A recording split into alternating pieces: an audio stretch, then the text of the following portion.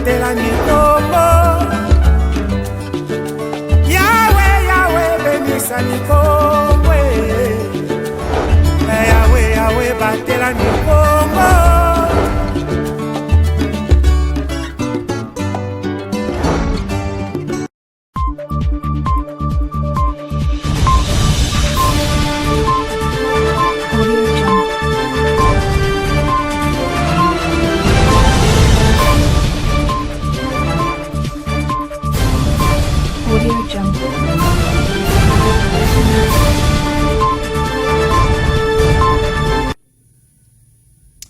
C'est un plaisir de vous retrouver nombreux devant vos postes télévisés pour cette session d'information. Messieurs et dames, salutations spéciales et bon début du week-end chez vous. La tradition a été respectée. La fondation Dr Melanda Floribert a organisé pour une énième fois une journée porte ouverte ce vendredi 20 mars 2026 dans l'une de ces cliniques médicales bucco-dentaires installées à l'hôpital Nzo Antalassani. C'était à l'occasion de la journée mondiale de la santé bucco-dentaire célébrée le 20 mars de chaque année. De plusieurs matadiens et matadiennes ont été consultés gratuitement. Un cadeau signé Fondation Dr Melanda Floribert. Les détails dans ces reportages de Pacifique Mwanda et Logos Mabeno. Elle s'est donné la mission de sensibiliser les communautés sur les maladies bucco-dentaires et accompagner les membres de sa fondation atteints de pathologies carieuses et autres maladies de la bouche pour une prise en charge médicale à un prix forfaitaire. La fondation Dr Melanda Floribert du chirurgien dentiste qui porte son nom assume sa mission régalienne depuis sa création. Pour la énième fois, cette association sans but lucratif est allée au chevet de personnes qui souffrent de maladies de la bouche en particulier et à tout le matadien en général. Elle a organisé une série de consultations gratuites le vendredi 20 mars 2026 à l'occasion de la journée mondiale de la santé bucco-dentaire célébrée le 20 mars de chaque année. Ces faits traduit la ferme volonté du promoteur de cette ONG de développement socio-sanitaire, Dr Floribert Melanda Ndongidi, d'accompagner le malade comme l'indique la devise de sa fondation. Je cite, « La santé de la bouche et des dents, notre souci quotidien. » Quant aux patients, ils ont été nombreux à être consultés gratuitement ce vendredi 20 mars. Quelques bénéficiaires se sont exprimés. Quand la bouche ne va pas, pour être en bonne santé d'abord, il faut manger et boire. Et quand on a des difficultés pour manger, on n'a pas la vie. Alors il faut quand même profiter dans des genres des occasions. Il y a une consultation gratuite pour profiter. Et moi j'ai profité parce que ça fait partie de la santé. Nalandaki information lobby na avant-hier que non eza na ONG bazo saladon ya ofele quelque soit passe na yo nyonso do eza journée ya le 20 mars eza kapona pona minu pona munoko ngona kimi mbango ngapena ya minu dérange ngai nde na ye aswanye nga ntuka na moni que ça va vraiment et de kitoko ayambinga bien naza vraiment béni. Rappelons que la fondation Dr Melanda Floribert a installé plusieurs cliniques médicales bucco-dentaires à travers la ville, notamment à l'hôpital général des références de Kiamvou, La Colombe et autres. Dans ce même chapitre de la journée mondiale de la santé bucco-dentaire célébrée le 20 mars de chaque année, Dr Melanda Ndongidi, promoteur de la fondation qui porte son nom, a fait état des lieux de cette activité. Dans ce propos, il a ensuite demandé aux matadiens d'adhérer à cet ASBEL sans but lucratif. Il était au micro de Pacifique Mwanda et Logos Mabeno. Suivant. La fondation Dr Melanda a offert une journée porte ouverte pour permettre à la population de venir consulter afin de bénéficier des soins. Nous avons examiné environ 32 patients. Nous avons découvert beaucoup de choses. C'est peut-être dit aussi par le fait que les gens ne sont pas informés, n'ont pas d'informations, que la bouche constitue un véritable pilier fondamental pour la santé générale. Car une bouche malade ne laisse pas le temps à la personne de vaguer à ses occupations habituelles. La carie est venue en première ligne. Il y a beaucoup de dents cariées, beaucoup de dents absentes, et quelques cas avec des abcès dentaires. Il y a 5 cas qui ont consulté pour la mauvaise haleine. Le message qu'on lance à toute la population, c'est d'avoir le comportement de consulter régulièrement le dentiste, malade ou pas. D'ailleurs, l'idéal, c'est 2 fois l'an, parce qu'il y a toujours des maladies qui évoluent à bas bruit dans la cavité buccale et qui surprennent les gens. La Fondation Dr Melanda a mis à la disposition de la population de Matadi des cabinets de proximité, notamment à Nzoa Salasani et à l'hôpital général de Kiamvu et au centre de santé Zolantia Kwampozo et au centre médical à Colombe. Chaque fois que le temps vous est donné, venez consulter le médecin. Il pourra évaluer votre santé bucco-dentaire et instaurer les soins d'une manière précoce pour éviter les conséquences. La Fondation, c'est une association sans but lucratif d'utilité publique que la Fondation a mis à la disposition de la population pour que quiconque désire adhérer à la Fondation Dr Melanda, les portes sont ouvertes. Les adhésions sont gratuites. Et le siège, le bureau provincial de la Fondation Dr Melanda se trouve au bâtiment CSC Kiamvu, ville basse. Là, nous avons un secrétariat permanent qui reçoit les personnes qui veulent adhérer à la Fondation Dr Melanda. Pourquoi nous demandons que les gens adhèrent? C'est pour justement bénéficier des soins de santé bucco-dentaire et des consultations presque gratuites. Et ça va permettre à la population de conserver un capital sanitaire bucco-dentaire correct. Autre chose à présent dans ces journaux, 20 mars 1970, 20 mars 2026, jour pour jour, 56 ans depuis que l'Organisation internationale de la francophonie, OIF, a vu le jour à Niamey, au Nigeria, une organisation internationale créée par la volonté des États en vue d'accorder un espace de partage linguistique, culturel, l'éducation et la promotion du développement durable. De précision dans ces récits.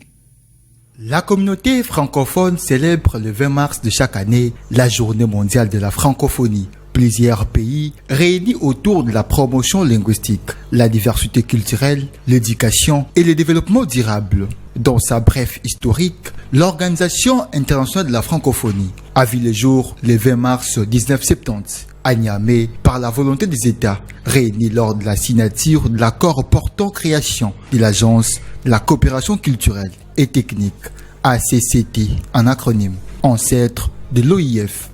C'est en 1997, lors du sommet de Agnon, que les États membres ont décidé de réorganiser l'institution et adapter une nouvelle appellation qui devient effective en 1998 avec comme mission et objectif promouvoir la langue française, la diversité culturelle et linguistique, encourager la paix, la démocratie et les droits de l'homme, soutenir l'éducation, la formation et la recherche, la favorisation de la coopération économique et le développement durable. Cette structure regroupe 88 États répartis sur tous les continents, dont 54 sont membres, 7 associés et 27 observateurs. Cet espace représente 320 millions de locuteurs francophones. Notons que la République démocratique du Congo est membre de l'Organisation internationale de la francophonie depuis 1997. Avec plus de 100 millions d'habitants, elle est classée à ce jour premier pays francophone du monde. Cela fait d'elle un acteur clé au sein de cette organisation, un pilier de l'avenir francophone du monde. Cette journée de la francophonie est plus bien qu'une célébration. C'est un symbole de dialogue et de l'espoir. Au-delà des mots, le français est un lien vivant entre le peuple. À l'occasion de cette journée mondiale de la francophonie, le président de la République démocratique du Congo, Félix-Antoine Tshisekedi, a réussi à la Cité de l'Union africaine ce jeudi 19 mars 2026 plusieurs ambassadeurs francophones et acteurs politiques autour d'un dîner. Les échanges ont porté autour de la promotion de la langue française et du renforcement de la coopération. Et en outre, le président de la République a présenté officiellement la candidature de Julienne Amato. Les détails avec Merveille Bangana. Ces assises se sont déroulées à la Cité de l'Union africaine. Les ambassadeurs francophones accrédités à Kinshasa et différentes figures politiques de la République démocratique du Congo ont été reçus par le président de la République autour d'un dîner le jeudi 19 mars 2026. Prenant la parole, le président de la République, Félix Tshisekedi, a salué la bravoure des ambassadeurs francophones à Kinshasa qui ne cessent d'apporter soutien et réconfort aux Congolais et a réaffirmé l'engagement de la République démocratique du Congo en faveur de la promotion de la langue française. La francophonie est une communauté de valeurs, mais elle n'a de sens que si elle sait traduire ses valeurs en gestes concrets. À cet égard, je voudrais redire avec une sincère gratitude combien le peuple congolais a été sensible à l'élan de solidarité manifesté par le groupe des ambassadeurs francophones accrédités à Kinshasa. Le 20 mars 2025, alors que la République démocratique du Congo traversait l'une des périodes les plus douloureuses de son histoire récente, marquée par les atrocités commises dans l'est du pays et l'occupation de Goma et de Bukavu, votre déclaration commune et votre mobilisation en faveur des enfants devenus orphelins ont constitué un acte de fraternité d'une haute portée morale. Juliana Lumumba, candidate à l'élection prochaine du nouveau secrétaire général de l'OIF, porté par la République démocratique du Congo, a été présentée à ses futurs lecteurs. À cette occasion, Juliana Amato Lumumba, candidate de la République démocratique du Congo, a dévoilé sa vision articulée autour de plusieurs axes, notamment les renforcements de la coopération, la promotion de la jeunesse et la valorisation de la diversité culturelle au sein de l'espace francophone. Suivant Juliana Amato Lumumba dans ce propos choisi par la rédaction.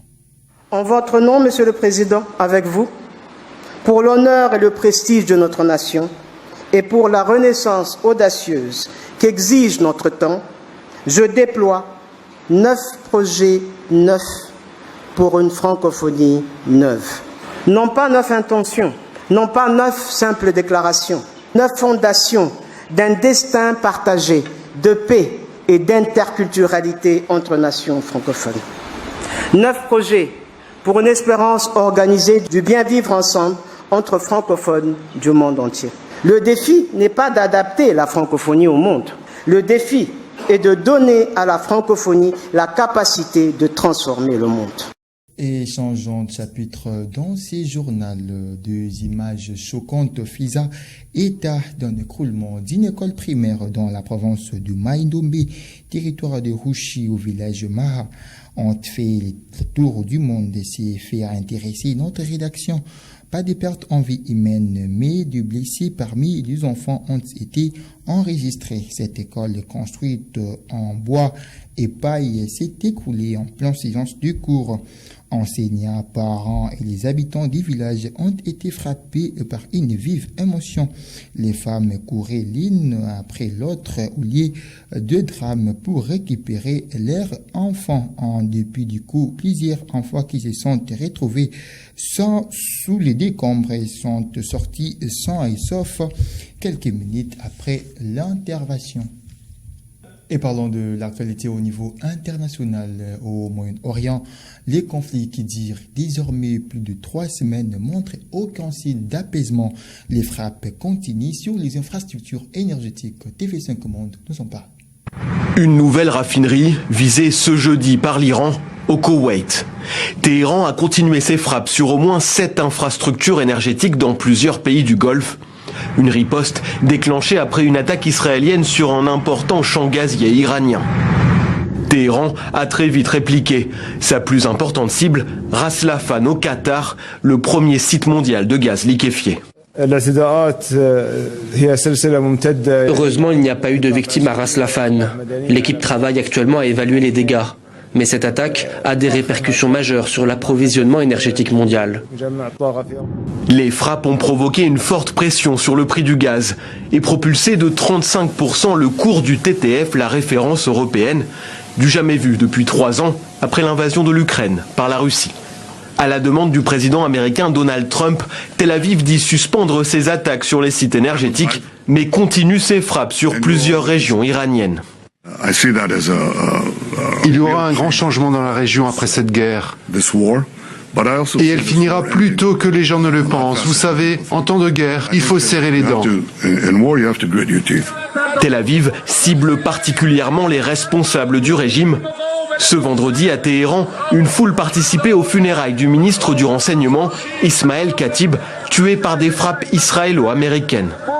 Malgré ses pertes, le nouveau guide suprême, Mojtaba Khamenei, clame sa victoire dans un message écrit, diffusé pour le Nouvel An persan. Grâce à l'unité entre vous, compatriotes, et malgré toutes vos différences d'origine religieuse, intellectuelle, culturelle et politique, l'ennemi a été vaincu. Les gardiens de la Révolution ont aussi annoncé ce vendredi la mort de leur porte-parole Ali Mohammad Neini après un nouveau bombardement. Nous sommes arrivés à la fin de cette session d'information, messieurs et dames. Merci d'avoir été le nôtre et bonne suite de programme. Au revoir.